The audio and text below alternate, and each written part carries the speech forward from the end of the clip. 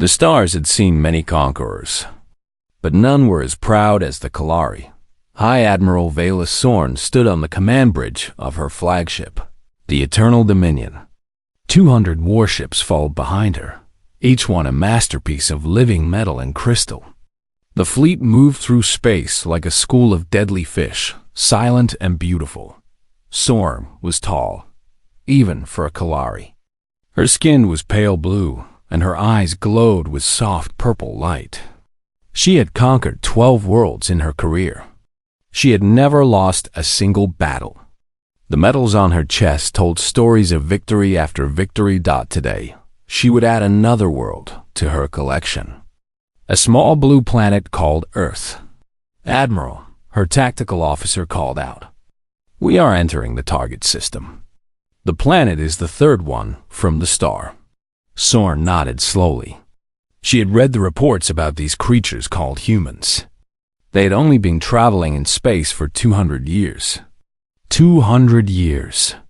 The Kalari had ruled the stars for 12,000 years. These humans were like babies learning to walk. "Show me their defenses," she commanded.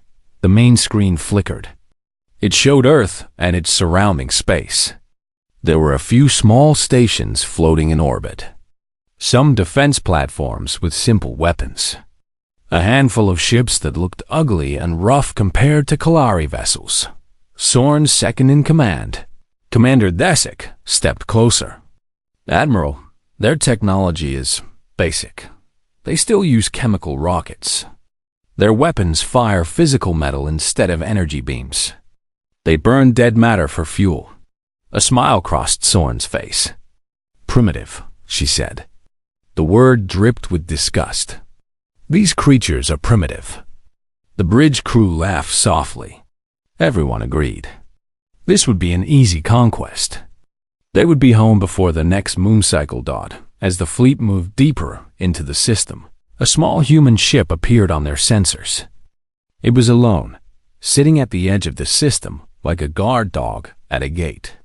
The ship was called the U.S. Defiance. It was tiny compared to even the smallest Kalari vessel. "They are sending a message," the communications officer reported. "Should I ignore it?" Sorn waved her hand lazily. "Let me see these primitive creatures." The screen changed. A human male appeared. He wore a simple gray uniform with stars on his shoulders. His skin was brown, his hair was black, and his eyes were dark and calm. His name appeared at the bottom of the screen. Captain Marcus Chun. "Attention, unknown fleet," the human said. His voice was steady. "I am Captain Chun of the United Earthship Defiance. You are entering human space. We ask that you stop your advance and communicate your intentions. Humanity welcomes peaceful contact with all species." Sorn studied the creature. No natural armor covered his soft skin. No glow of psionic power surrounded him. He looked weak, fragile, like something that would break easily. "He asks us to stop," Desik said with amusement.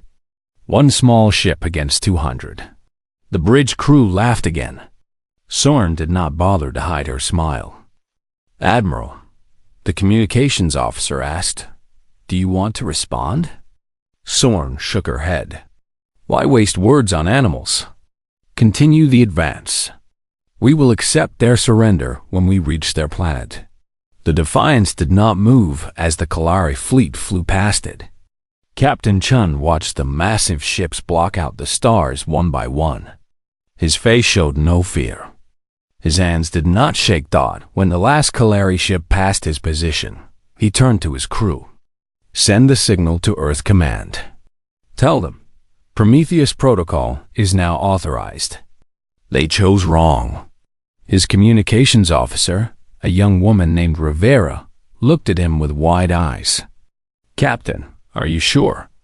Once we start this, there is no going back." Chun watched the Kalari fleet disappear into the darkness ahead. They came here with 200 warships. They did not respond to our greeting. They laughed at us. He sat back in his chair. "They think we are weak because our ships are not pretty. They think we are stupid because we do not have their fancy technology. He smiled, but there was no warmth in it. Let them keep thinking that. For a little while longer, the message flew toward Earth at the speed of light. Deep inside military bunkers, alarms began to sound. Officers who had trained their whole lives for this moment started giving orders. The machine of human defense began to wake up. On Earth's moon, hidden in craters and buried under rock, thousands of ships waited in darkness. Their engines were cold. Their systems were silent. They had been waiting for years, decades, waiting for the day when something would come to threaten humanity's home. That day had arrived. Fleet Admiral Yuki Tanaka received the message in her underground command center. She was 70 years old, with gray hair and a face lined with experience. She had fought in 3 wars and lost 2 sons to the void of space. She feared nothing anymore. The Kalari fleet. She asked her aid. 200 ships, Admiral. Heading straight for Earth. No response to diplomatic contact. Tanaka nodded slowly. She had read about the Kalari, an ancient species, powerful, proud. They had conquered dozens of worlds. They believed themselves to be superior to all other life. They did not even bother to answer Captain Chen. Her aide continued. Our sources say they called us primitive. Tanaka almost smiled. Almost. Primitive, she repeated. I've heard that word before. Other species said the same thing. The ones who tried to take Mars 50 years ago. The ones who attacked our colony ships. She stood up from her chair and walked to the great window that showed the map of Earth's defenses. Thousands of green dots appeared around the planet, around the moon, hidden in the asteroid belt. The true face of human military power. They see our ships and think we are weak, Tanaka said. They do not understand. Humans did not survive by being the strongest or the fastest. We survived by being clever, by being stubborn, by refusing to die when everything told us we should. She turned to face her command staff. Men and women from every nation on Earth, united by a single purpose. Wake up the fleet, she ordered. All of it.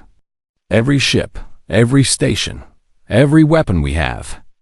Let the Kalari come. Let them get comfortable. Let them think this will be easy. Her eyes grew hard. And then we show them what primitive really means. Far ahead, the Kalari fleet continued its advance. They passed Mars without resistance. They saw no great armies rising to stop them. Admiral Song became more confident with every passing hour. They do not even fight, Desik observed. Perhaps they will simply surrender. Of course they will, Sorn replied. What choice do they have? Look at the difference between us. Our ships are grown from living metal that heals itself. Theirs are built from dead rock and rough iron. Our weapons channel the power of minds. Theirs throw chunks of metal like cavemen throwing stones. She laughed. It was a beautiful sound, like crystal bells ringing.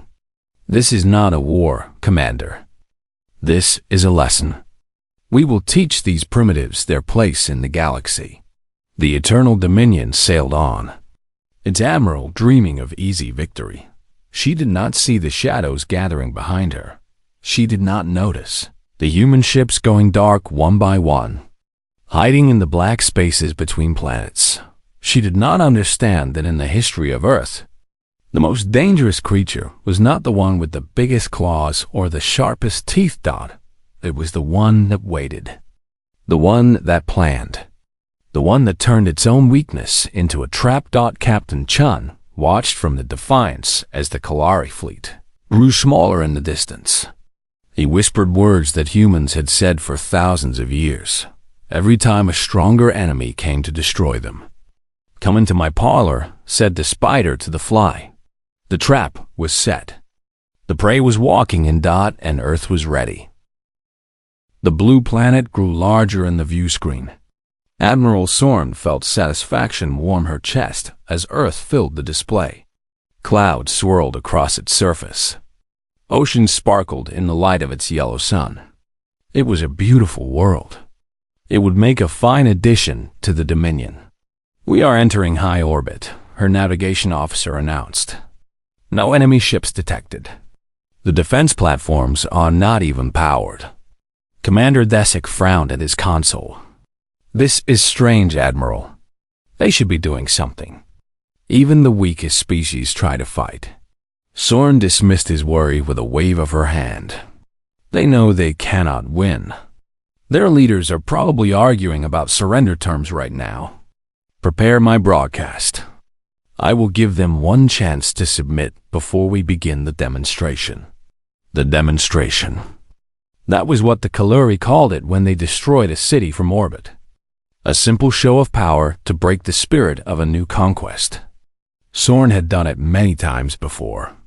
She would pick a large population center, burn it to ash, and then wait for the survivors to beg for mercy. "Broadcast ready, Admiral," the communications officer said. The .ORN stood from her throne. She straightened her uniform and prepared her most commanding expression. This moment would be recorded in history. The day humanity learned its place. "Citizens of Earth," she began, her voice carrying across all frequencies. "I am High Admiral Valith Soren of the Kalari Dominion. Your world now belongs to..." The lights went out. Every light on the bridge died at once. The view screens went black. The hum of the engine stopped. For one terrible moment, there was only silence and darkness. Soren grabbed the arm of her throne to keep from floating away as the artificial gravity failed.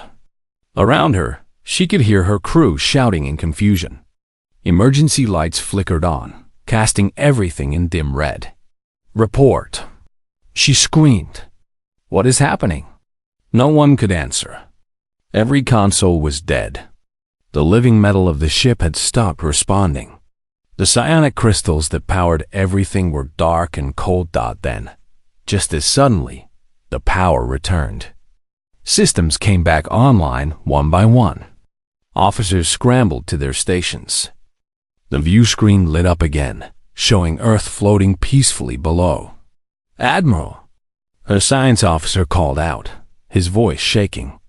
It was an electromagnetic pulse. A massive one. It shut down every ship in the fleet. Soren felt cold fear touch her heart for the first time. That is impossible. Our shields should have blocked any such weapon. It did not come from a weapon. The science officer's face had gone pale. They channeled energy from their own sun. They used the star's magnetic field as a weapon. The pulse came from everywhere at once. There was no way to block it. Desik pulled up a damage report. 47 ships are reporting serious damage to their psionic matrices. 12 have lost life support. 3 are completely dead in space. How? Soren demanded. How could primitives do this? Before anyone could answer, the sensors screamed a warning. Ships. Thousands of ships. They came pouring out from behind Earth's moon like angry insects from a broken nest. More rose up from the dark side of the planet itself. Others appeared from the asteroid belt, from hidden stations, from places that had shown nothing on Kalari sensors. The Kalari fleet was surrounded. "Incoming transmission," the communications officer whispered. She looked like she had seen a ghost. The view screen changed. An older human woman appeared. Her hair was gray, pulled back tight against her head. Her uniform was worn and simple. Her eyes were hard as stone. "Admiral Soren," the human said. Her voice was calm, almost friendly. "I am Fleet Admiral Yuki Tanaka. We received your broadcast. I thought I should respond before things get too busy." Soren found her voice. "You dare to challenge the Dominion? You are outnumbered. Your ships are nothing compared to ours." Tanaka smiled. It was not a pleasant smile. "You were warned, Admiral. Captain Chun asked you to talk." You ignored him. That was your first mistake. She leaned forward, and her smile disappeared. Your second mistake was thinking that simple technology means weak technology. Let me explain something about humans. We've been killing things bigger and stronger than us since before we could write. We killed lions with wooden spears. We killed whales with rope and sharp metal. We killed each other with everything we could find. Her eyes locked onto Soren's through the screen. We are very, very good at killing, Admiral. And you just threatened our home. The transmission ended. The human ships opened fire. Railguns sent streams of metal flying at impossible speeds. Each round was simple, just iron and tungsten, but moving so fast that shields meant nothing. The first Kalari cruiser exploded before its crew knew what had hit them. Missiles followed the railgun rounds. Not elegant guided weapons, but swarms of cheap, fast rockets that filled space like a cloud. Kalari point defense systems shot down dozens, but dozens more got through. Ships that had conquered worlds died in flashes of fire. "Return fire!" Soren screamed. "All ships, return fire!" The Kalari fleet responded with psionic energy beams, beautiful weapons that could cut through mountains. They destroyed human ships by the score. But for every human ship that died, 3 more took its place. And the humans did not stop coming. A human destroyer, burning and broken, aimed itself at a Kalari battleship. Instead of trying to escape, it accelerated. The crew had just enough time to launch themselves in escape pods before their ship crashed into the Kalari vessel at full speed. But those escape pods did not fly toward safety. They flew toward the damaged battleship. Humans in heavy armor burst out and cut their way inside. Commander Desic watched in horror as reports flooded in. "They are boarding our ships. They are fighting our soldiers hand to hand." "That is insane," Soren breathed. "They cannot possibly win against Kalari warriors in close combat." But the reports kept coming. Human soldiers were fighting through the corridors of Kalari ships. They were smaller, weaker, and they died in great numbers. But they did not stop. They used grenades, knives, their bare hands. When their weapons ran out, they picked up Kalari weapons and kept fighting. On the cruiser Voice of Stars, a single human soldier held a corridor for 20 minutes against a squad of Kalari warriors. She was shot 6 times. She killed 8 enemies before she finally fell.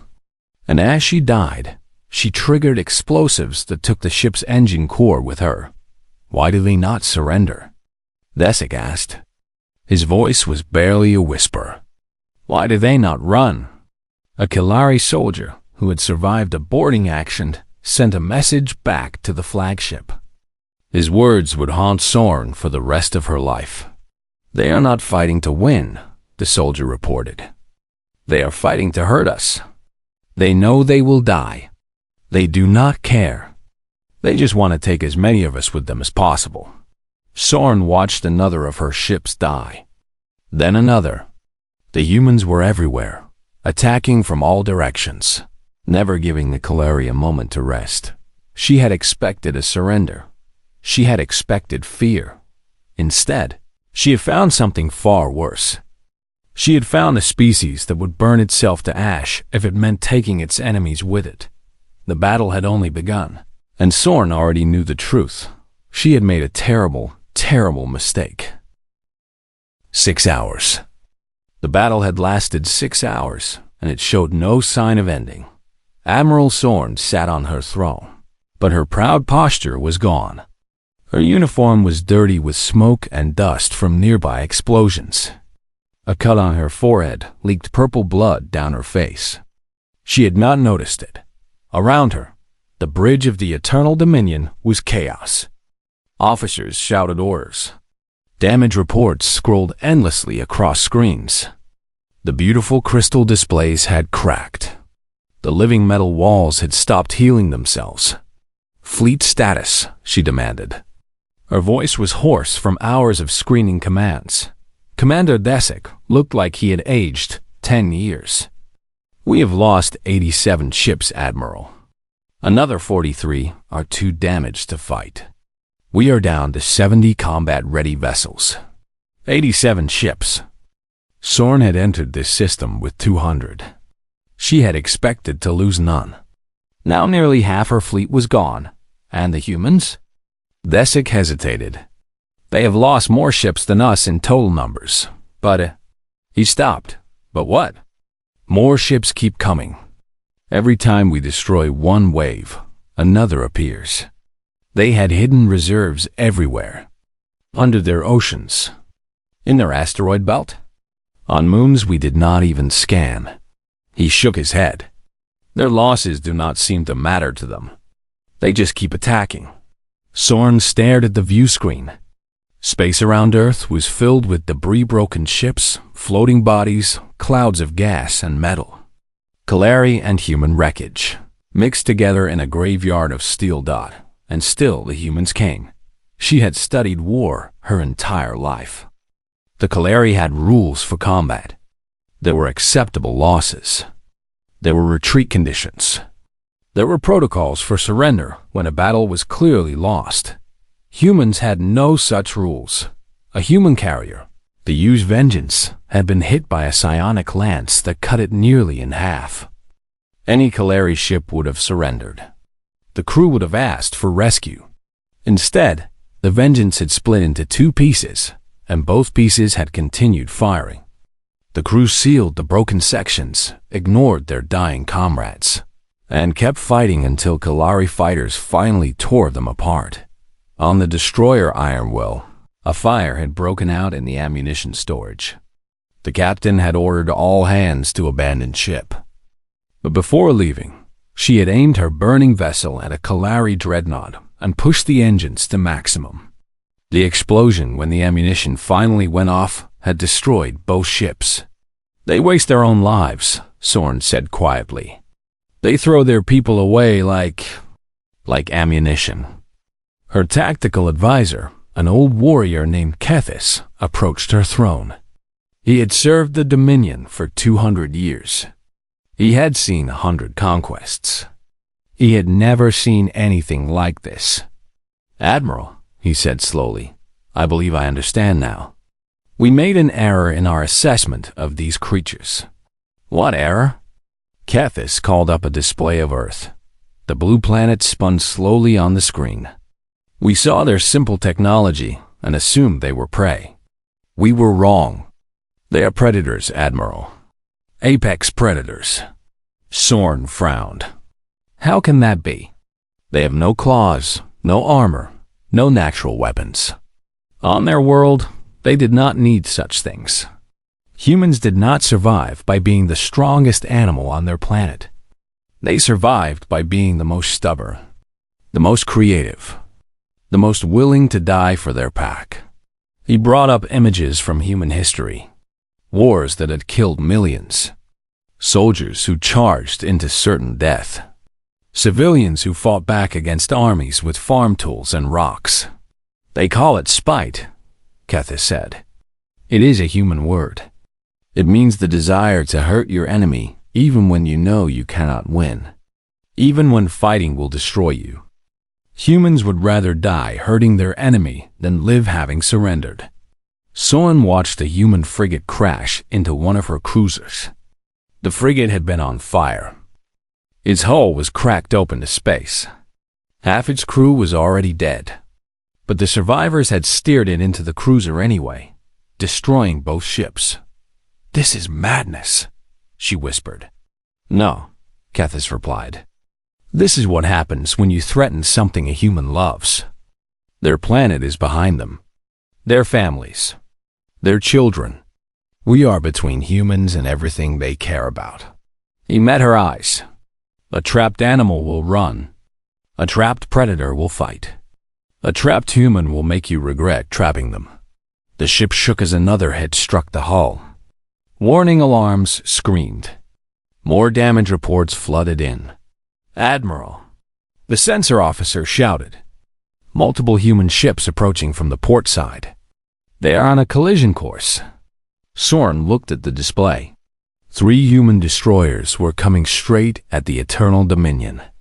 They were damaged, leaking atmosphere, barely holding together. Any sane crew would have pulled back to safety. The human ships accelerated. "They cannot possibly breach our shields with a ram attack," Desic said. "Our ship is too large." "They know that," Kethis said quietly. "They do not care." The human ships hit the shields at full speed. The first 2 broke apart against the energy barrier, spreading debris across the flagship's hull. The third ship, somehow, punched through. Its broken nose slammed into the living metal of the Eternal Dominion and stuck there like a knife in flesh. Before the Kalari could react, boarding tubes shot out from the wreckage. Human soldiers poured into the flagship. "Intruder alert!" The security officer's voice was high with panic. "Humans on decks 15 through 20. They're heading for the engine section." Sorn stood. "Send every warrior we have. Stop them." But she knew, even as she gave the order, that it would not be easy. Human soldiers had already proven themselves terrifying in close combat. They were smaller than Kalari, yes. Weaker, yes. But they fought with a ferocity that her warriors had never faced. Reports came in from the lower decks. Human soldiers were pushing through corridor after corridor. They used grenades to collapse hallways. They set traps with their own bodies. One squad had barricaded themselves in a junction and held it for an hour against 50 Kalari warriors. When they finally ran out of ammunition, they had triggered their armor's self-destruct systems. "They are not soldiers," a Kalari warrior sent in his final report. "They are animals. Rabid animals that do not feel pain or fear. The only way to stop them is to kill every single one." Solon listened to her ship dying around her. She heard the screams of her crew through the walls. She smelled smoke and blood and burned metal. And somewhere in the lower decks, she heard something else singing the humans were singing as they fought. It was a rough song, angry and defiant. She could not understand the words, but she understood the meaning. They were not afraid. They were not tired. They were enjoying this. Sorn sank back into her throne. For the first time in her career, she felt something she had never felt before. Real, genuine fear. She had called these creatures primitive. She had laughed at their simple ships and rough weapons. She had expected them to break and beg for mercy. Instead, they had taught her something new about the universe. Some species conquered through strength, some through technology, some through numbers. Humans conquered through sheer, bloody refusal to give up. And Song was beginning to understand that her fleet might not survive to learn that lesson. The Eternal Dominion was dying. Fires burned on 12 decks. The psionic crystals that powered the ship were cracked and failing. Life support worked on only half the vessel. The living metal hull had stopped healing itself hours ago. Now it just bled, leaking atmosphere into the cold void of space. Admiral Sorn stood in her command center, surrounded by the last of her officers. The bridge had been abandoned when a human missile had torn through it. They had moved to the backup control room deep in the ship's core, but even here they could hear the sounds of fighting. The humans were coming. Deck by deck, corridor by corridor, they pushed closer to the heart of the ship. "Fleet status," Sorn asked. She did not want to know the answer, but she had to ask. Commander Desic looked at his broken console. 71 ships remain combat capable. The humans have pulled back to regroup. It seems they are waiting for something.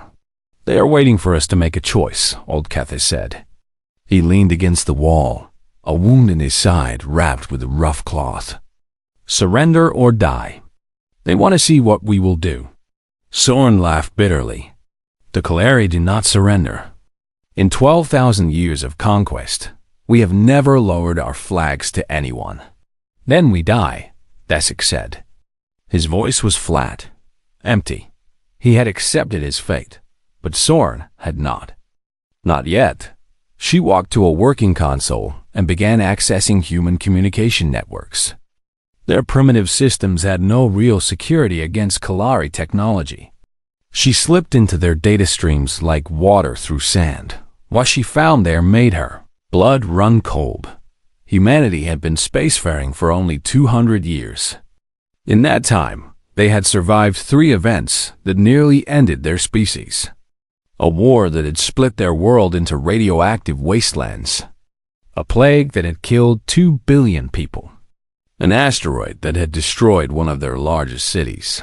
Each time, they had rebuilt. Each time, they had come back stronger. She found records of their wars against each other. Conflicts that lasted decades. Battles where millions died for patches of ground. Weapons that could burn entire continents. And through it all, humans kept fighting, kept building, kept multiplying. 200 years ago, they had barely left their own planet. Now, they had colonies on 40 worlds. Their population had grown from 8 billion to 50 billion. Their technology advanced faster than any species the Kalari had ever encountered. They do not just survive, Soren whispered to herself. They grow. They spread. They evolve. She found something else in their networks. A record of the beings who had attacked humanity before. There had been 3 attempts to conquer Earth over the past century. 3 different species had tried. Those species no longer existed. Humans had not just defeated them. Humans had followed them home. Humans had burned their worlds, broken their fleets, and wiped them from the galaxy. Every man, woman, and child of those species gone. Removed from existence because they had dared to threaten humanity's home. If we run, Soren said slowly, they will not let us go. Desik and Kethis looked at her. I have seen their history, she continued. We are not the first to attack them. Others tried before us. The humans did not simply defend themselves. They made sure those others could never threaten them again. She turned to face her officers. If we retreat with our 70 ships, what happens next? The Dominion will send more fleets. 100 ships. 1,000. We will keep attacking because we cannot accept defeat. Yes, Desik said. That is what the Dominion does. And what will the humans do while we gather our strength? Soren asked. Sit and wait? No, they will come for us. They will spend years, decades, building weapons we cannot imagine. They will find our homeworld. And they will remember this day. They will remember that I called them primitive, that I laughed at them. She pulled up her own recorded transmission on the screen. Her own smiling face. Her own words dripping with contempt. I have doomed my people, she said quietly. The room was silent. No one argued with her. They had all seen what humans could do. They had all begun to understand. A massive explosion shook the ship. The lights flickered. Somewhere close, metal screamed as it was torn apart. They have breached the last security door, Desik reported. Human soldiers are 3 corridors away. Soren closed her eyes. She had 2 choices. She could order the self-destruct and take as many humans with her as possible. That was the Kalari way. Die with honor. Die fighting. Or she could do something no Kalari admiral had done in 10,000 years. Open a channel to the human flagship, she ordered. Desik stared at her. Admiral? Do it. The screen flickered. Fleet Admiral Tanaka appeared, still sitting in her command chair. She looked tired, but her eyes were sharp. Admiral Soren, Tanaka said. I was wondering when you would call. You know why I'm calling, Soren replied. I can guess.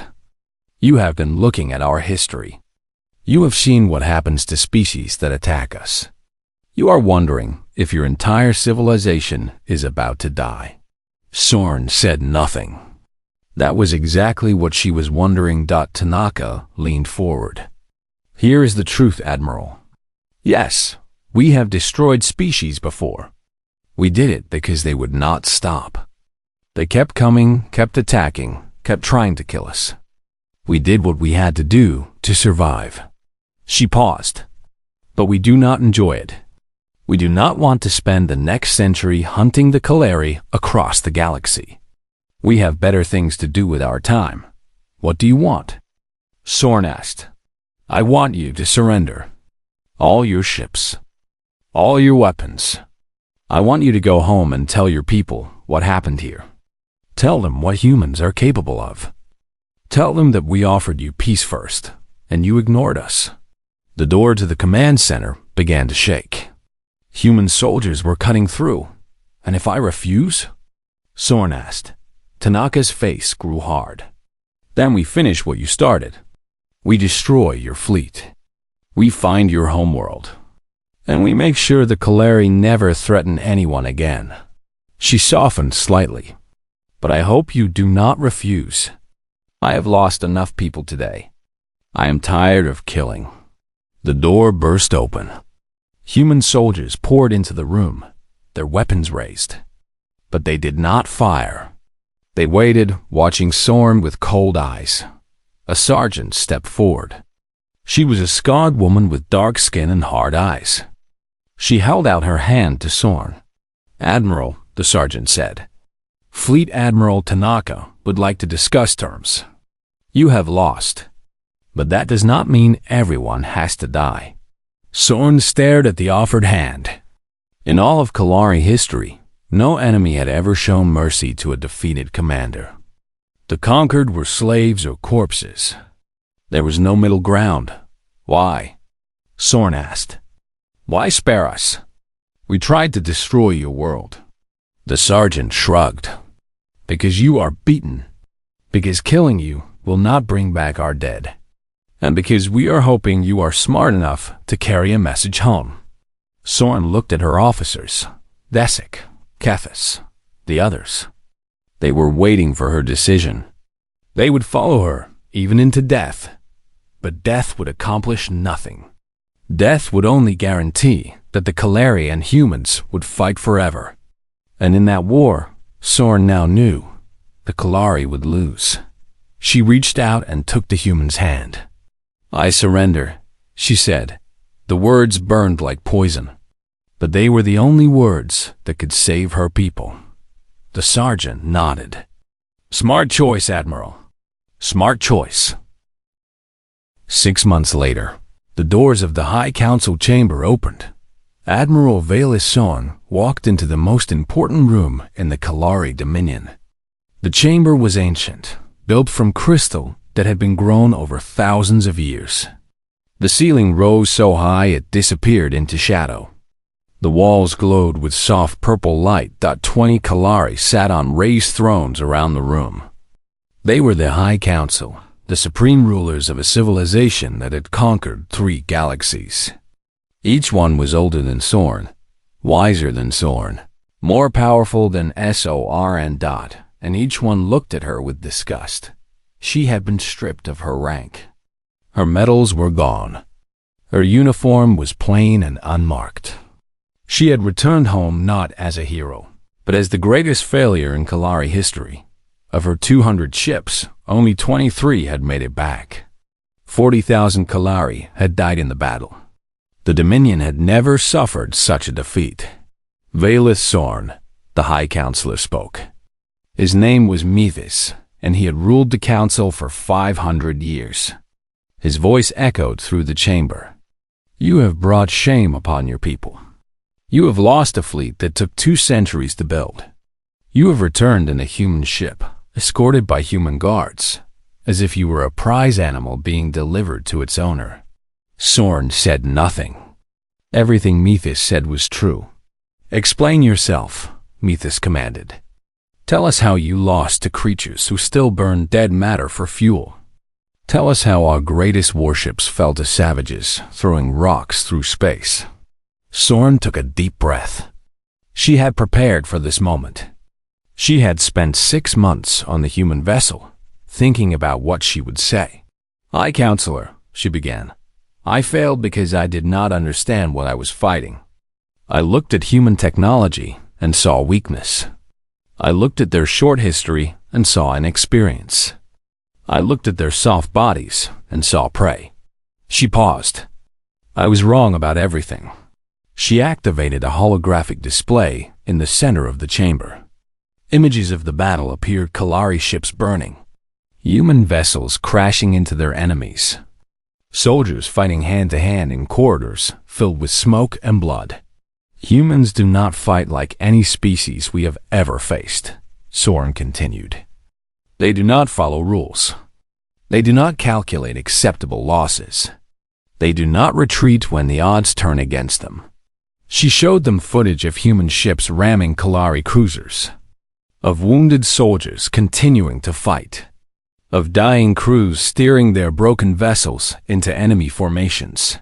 They call it spite. It is a human concept. It means the desire to hurt your enemy even when you cannot win, even when fighting will cost you everything. Humans would rather die causing pain to their enemies than live having surrendered. The council members shifted uncomfortably. This was not how species were supposed to behave. War had rules. War had limits. But that is not the worst part, Soren said. The worst part is how fast they grow. She brought up charts showing human expansion. 200 years ago, they had barely reached their own moon. Now, they controlled 40 worlds. Their population had grown from 8 billion to 50 billion. Their technology advanced in leaps that took other species thousands of years. They evolved, Soren said, not through biology, but through creativity. Every problem they face makes them stronger. Every war teaches them new ways to kill. Every defeat makes them more determined to never lose again. She turned to face the council directly. I studied their history during my captivity. Do you know what happened to the other species who attacked Earth? Silence. They no longer exist. 3 species tried to conquer humanity over the past century. 3 species are now extinct. Humans did not simply defeat them. Humans followed them home and erased them from the galaxy. The chamber was very quiet now. If we send another fleet, Soren said, we will lose another fleet. And another. Eventually, we might win through numbers alone.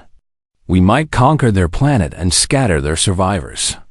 She let those words hang in the air. And then what? The survivors will rebuild. They will grow. They will remember. And they will come for us. Not in years.